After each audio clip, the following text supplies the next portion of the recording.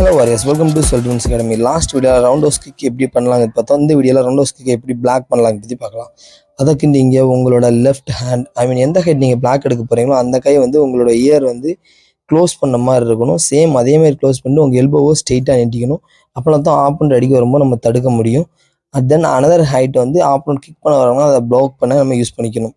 Same இதே மாதிரி round house kick வராங்க ப்ளாக் எடுக்கிறோம். சம் டைம் நீங்கள் கிக் பண்ண வரும்போது உங்கள் ஹேண்டு மிஸ் ஆயிடுச்சு அப்படிங்கிற பட்சத்தில் வந்து நம்ம மேலே வச்சுருக்கிற பிளாக் வந்து நம்மளை ஹெட்லேருந்து அட்டாக் பண்ணி தடுக்கிறதுக்கு ரொம்ப யூஸ்ஃபுல்லாக இருக்கும்.